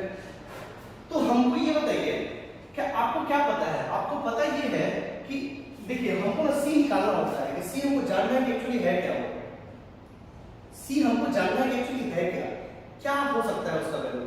तो दोस्तों अगर हमको एक कंडीशन इसका पता है, इसको बोलते हैं बाउंड्री कंडीशन। बाउंड्री कंडीशन के हेल्प से किसी भी इंटीग्रेशन उसके कांस्टेंट का पता हम लगा सकते हैं, ठीक है ना। तो हमको एक चीज पता है, देखिए अगर हम x a पे जाए तो यहाँ वेलोसिटी कितना हो जाता है? 0। आपको पता है ये बात, पढ़ाया तो अभी थोड़ी देर पहले। तो हमको पता है कि at x a v बराबर 0। तो पुट कीजिए, यहाँ पुट करेंगे 0 बराबर minus omega square a square and plus c square, and c square is what? a square omega square, and what is c दोस्तों? इट इज a ओमेगा, ठीक। चलिए एक ये रिलेशन आया, अब उस पे चलेंगे हम लोग, उस पे वैल्यू पुट करके सारी बातों को लिखेंगे। अगर ध्यान से देखिए इस c की जगह क्या हम ये पुट कर सकते हैं? आंसर है बिल्कुल, ये मान लीजिए 1 और ये मान लीजिए 2, ठीक है। So putting 1 in 2 we have dx upon a square omega square minus x square omega square बराबर इंटीग्रेशन dt 0 से लेकर t and it is from x0 to x। पहली बात ये, अब क्या करें? इसमें इंटीग्रेट करना है। आप ओमेगा बाहर निकाल लीजिए, अगर आप ओमेगा इसमें रूट भी है, हाँ ये रूट भी है। अब इसमें आप बाहर निकालोगे तो ओमेगा स्क्वायर निकलेगा, रूट के बाहर निकलेगा तो ओमेगा बचेगा, तो वो ओमेगा इधर आ गया, और ये हो गया आपका integration dx upon a square minus x square, ठीक है, and that is equal to t, ठीक है, that is equal to t, that is t minus 0। तो अब हम इसको आगे करते हैं।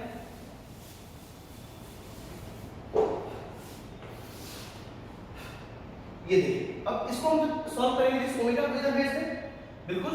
और ये कहां स्टार्ट करेंगे, x नॉट से x तक।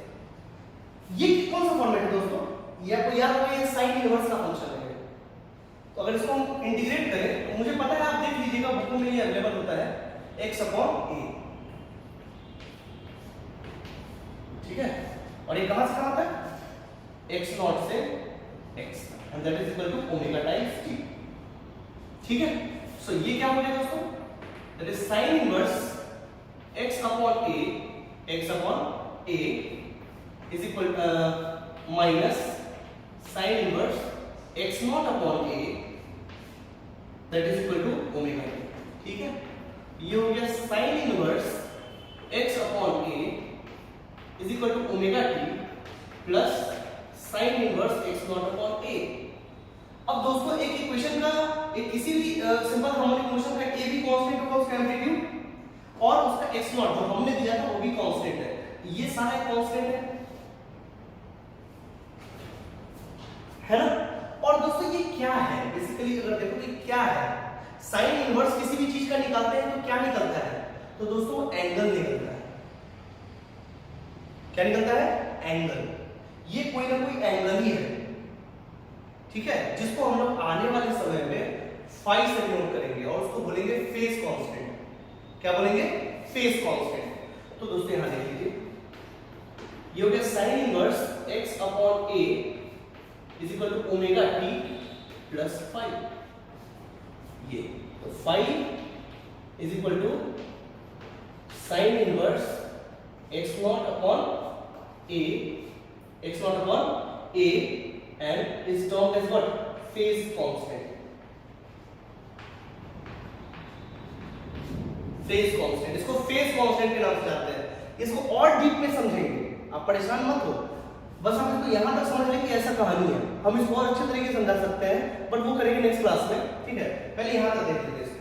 ये क्या हो गया दोस्तों, ये अब इसको उधर भेजिए, x upon a is equal to sine inverse omega t plus phi, and that is x is equal to a sine omega t, sorry वो साइन इनवर्स हो जाएगा, साइन हो जाएगा वो, एंड दैट इज दिस।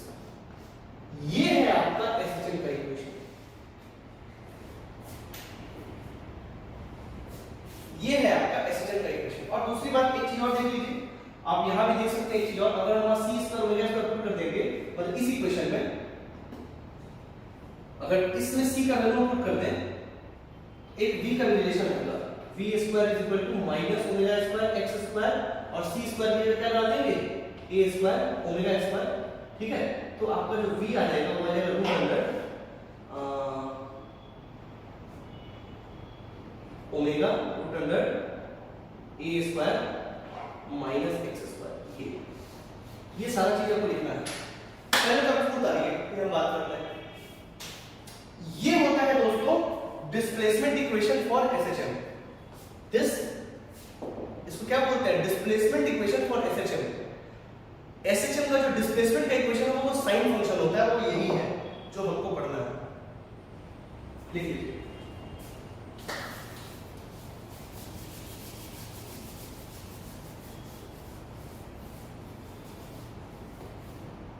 तो आप video pause करके लिख सकते हैं।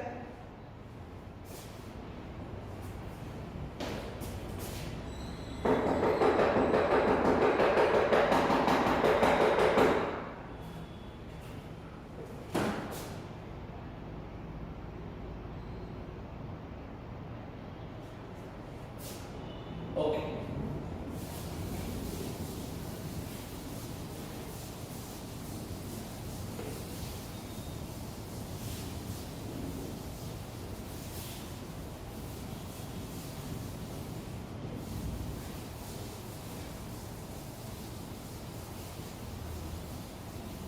देखिए अब हमको यहाँ पे एक बात समझ में आता है कि अगर वो एसएचएम है तो उसका फोर्स इक्वेशन ये होगा, ठीक है। आप चाहे तो वेक्टर से यूज कर, हम लोग वेक्टर का बात नहीं करेंगे, हम मतलब डायरेक्ट समझ लेंगे खुद से कि उसका डायरेक्शन क्या होगा, बुद्धि से समझ सकते हैं, कोई खास बात नहीं है। ओके, अब हमको एक बात समझ में आया कि एसएचएम का डिस्प्लेसमेंट इक्वेशन क्या होगा। अगर ये पार्टिकल अगर एक्सेशन कर रहा है, मान लीजिए कि t इक्वल टू 0 पे, वो यहाँ पे है, मतलब x नॉट पे है, ठीक है, t इक्वल 0 पे x नॉट पे है, और ये मान लीजिए उसका a है, ठीक है ना, तो उसका जनरल इक्वेशन क्या होगा? मान लीजिए ये है a यहाँ से यहाँ तक, और फिर यहाँ ये एक्सट्रीम पोजीशन है, एक्सट्रीम पोजीशन यहाँ से यहाँ तक और यहाँ से यहाँ तक, ओके। तो मान लीजिए कि यहाँ पे है, अगर वो जनरल पोजीशन है x and this is at time t, इसका मास n है, तो इसका रिलेशन क्या क्या हमको आया? एक तो आया कि x बराबर a sin omega t plus five, ठीक। दूसरा velocity that is omega root under a square minus x square and a is equal to minus omega square x। ये दोस्तों हम लोग यहीं से यहाँ पहुंचे हैं ना। पहले तो मेरा ये था एडिशन, उसके बाद हम उसी एडिशन से इसको पीछे पीछे जाते हुए यहाँ तक पहुंचे, बट हमने उसको ऐसे लिखा है। पहली बात तो ये, ओके। आई वाज में ये हमारा क्या है? एक्सटेंशन का रिलेशन है, ठीक। अगर टाइम के साथ देखें, ये v और a किसका फंक्शन है? x का फंक्शन है। ये कैसा फंक्शन है? x के फंक्शन है। ये कैसा फंक्शन है? x के फंक्शन है, ठीक है। अगर आपको v और a टाइम के फंक्शन में लिखना है तो भी लिख सकते हैं। देखिए, अगर ये है a sin omega t plus 1, अगर इसका वेलोसिटी की बात करें तो वो x डॉट होता है या v होता है या dx/dt हो सकता है, कुछ भी बोल सकते हैं, कोई दिक्कत नहीं है। x डॉट का मतलब होता है एक डेरिवेटिव टाइम के रिस्पेक्ट में, और ये कितना हो जाएगा? a omega cos omega t plus 5, ठीक। उसके बाद x डबल डॉट या फिर a और या फिर d2x अपॉन dt स्क्वायर या फिर dv अपॉन dt, तीनों एक ही बात है। तो क्या हो जाएगा? a omega square minus sin omega t plus 5, ठीक। तो अगर आप ध्यान से देखो तो a sin omega t plus 5 क्या है? a sin omega t plus 5 क्या है? x। तो हम एक्सप्रेशन क्या लिख सकते हैं? खैर ये तो x के फॉर्मेट का है, ठीक है। मतलब आप देख लो ना यहाँ पे a को क्या लिख सकते हो? Minus omega square x। पहली बात ये, ठीक है। बात है समझ में? अच्छा,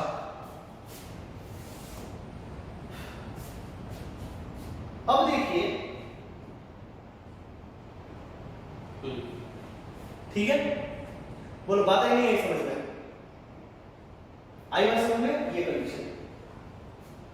अब ऐसा समझिए, अब हम आपको ना ये सब पे भी चर्चा करेंगे, इस पे ग्राफ्स बनाएंगे, ग्राफ्स देखेंगे कैसा होता है, बहुत सारी बातें करेंगे इस पे, बट थोड़ी थोड़ी बात पहले इनिशियली समझते हैं, इक्वेशन से जो आपको बेटर समझ में आएगा। x बराबर क्या है? a sin omega t plus 5, ठीक है। v बराबर क्या है? Root under a square minus x square, और a बराबर क्या? माइनस ओमेगा स्क्वायर x, ठीक है ना। अगर आप ध्यान से देखो, at x is equal to a, at x is equal to a, मतलब एक्सट्रीम पॉइंट पे, चाहे इधर हो चाहे उधर हो, at x is equal to a देखें तो वेलोसिटी क्या है? Omega root under a square minus a square that is 0, और a क्या है? तो माइनस ओमेगा स्क्वायर, खत्म। ये वो एक्सट्रीम पॉइंट है, ठीक है। दूसरा, अगर हम देखें कि at x is equal to 0, at x is equal to 0, अच्छा ये मैक्सिमम है क्या? अगर इसका मैग्नीट्यूड देखा जाए तो क्या ये मैक्सिमम है क्या? हाँ, ये मैक्सिमम वैल्यू है। देखो ना, x का सबसे ज्यादा वैल्यू क्या हो सकता है? a, ठीक है ना। तो एक्सट्रीम पॉइंट पे एक्सलेशन क्या होता है? मैक्सिमम। क्या होता है? Maximum, okay.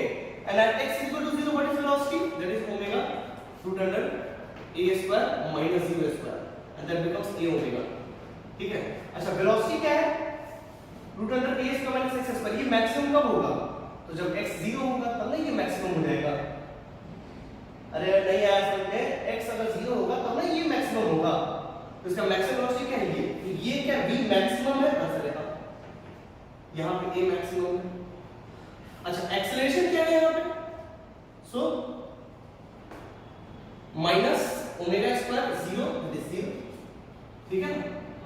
आई बस में तो एक्सट्रीम पोजीशन पे क्या मैक्सिमम होता है? एक्सेलरेशन। और क्या 0 होता है? वेलोसिटी। और मीन पोजीशन पे क्या ये बात आप याद रखेंगे आज के बाद से, ठीक है? लिख लीजिए इसको।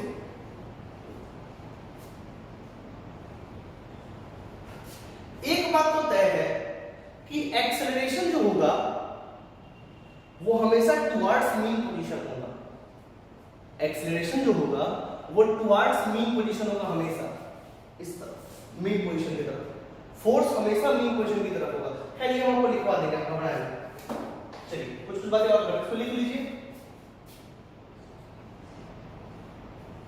ये सारी बातें आपको याद होनी चाहिए हर हाल में।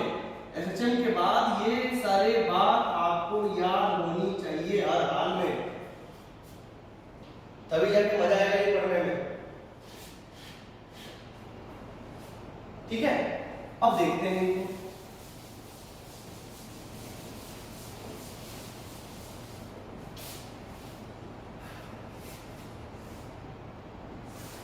अगर ये पार्टिकल है and it is doing SHM, मैं आपको बता दें कि एसएचएम कर रही है, और ये है उसका एक्सट्रीम पोजीशन।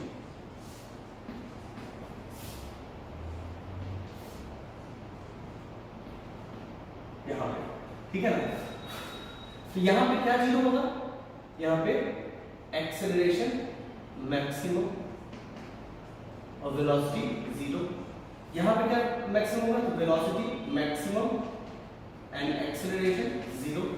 और यहां पे क्या होगा? एक्सेलरेशन मैक्सिमम, और यहां पे क्या होगा? वेलोसिटी जीरो, ठीक है?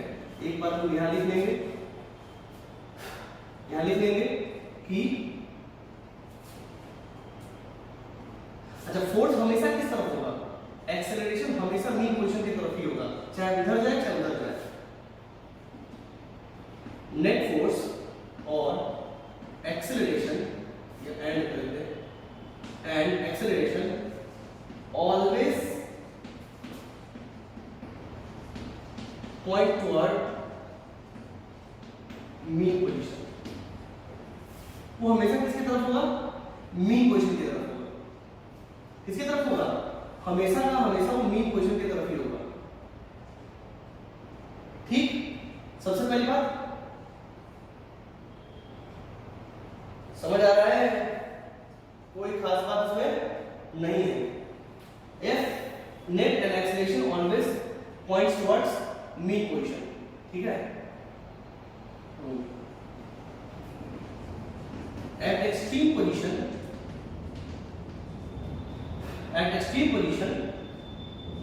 velocity is zero and acceleration is maximum, ठीक है? At mean position acceleration is zero and v is maximum। आई समझ में? ये सारी बात है, तो सिंपल है, कोई दिक्कत वाली बात नहीं इसमें।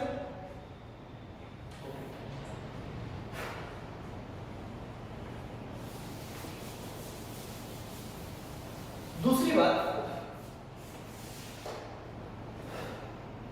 एसएचएम करने के लिए क्या क्या चाहिए? To do SHM, necessary condition is क्या? सबसे पहली बात, फोर्स कैसा होना चाहिए? कंजर्वेटिव, जो उसको मीन पोजीशन की तरफ खींचे। फोर्स कैसा होना चाहिए? कंजर्वेटिव। अगर कंजर्वेटिव नहीं होगा तो वर्क करेगा तो उड़ जाएगा उसका वर्क। यहाँ कंजर्वेटिव फोर्स है, तब ना अपने किए गए वर्क को पोटेंशियल एनर्जी में कन्वर्ट कर लेता है, और तब जब चाहिए हमको वापस दे देता है। तो ये कैसा होना चाहिए?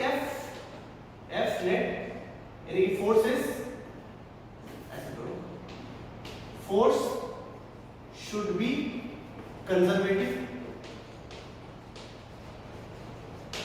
होना चाहिए। दूसरा मतलब what is necessary condition? Force should be conservative. दूसरा mean position, force should be conservative. दूसरा इनर्शिया, ये किसकी वजह से रिकॉर्ड चीज? इनर्शिया। अगर बीच में इनर्शिया नहीं होता तो शायद वो रुक जाता, लेकिन इनर्शिया की वजह से आगे भागता है। तो ये दो परम आवश्यक कंडीशन है किसके लिए? एसएचएम के लिए। किसके लिए? एसएचएम के लिए। Force should be conservative and inertia, ठीक है ना? दूसरा mean position should be in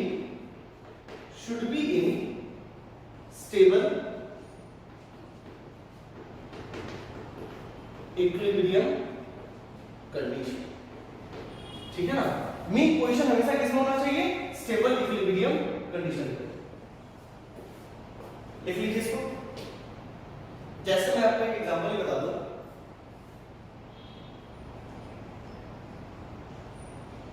अब लिख लीजिए, पॉज करके लिख सकते हैं। ये तीन चीज का ध्यान रखेंगे, फोर्स कंजर्वेटिव होना चाहिए और है भी ना यार, आप सब देख के पता कर सकते हो कि f कैसा है। f x का फंक्शन है, मैंने पढ़ाया था तीन चीज, एक जब f कांस्टेंट होता है, एक जब f मतलब fx x का फंक्शन हो, fy y का फंक्शन हो, fz z का फंक्शन हो तो कंजर्वेटिव फोर्स है, तो वहां fx x का फंक्शन है तो कंजर्वेटिव है। और तीसरा था पार्शियल डिफरेंशियल फॉर्मेट, याद होगा आपको, तो ये बीच वाला है, ठीक है। चलिए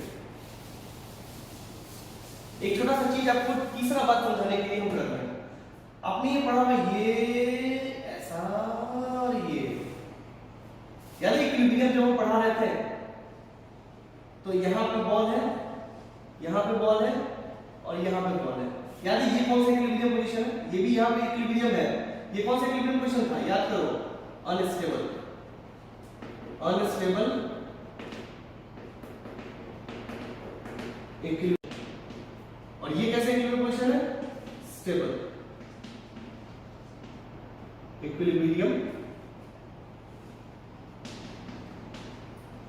इक्विलिब्रियम कंडीशन।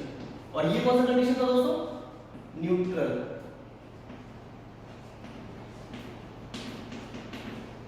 इक्विलिब्रियम कंडीशन, ठीक है।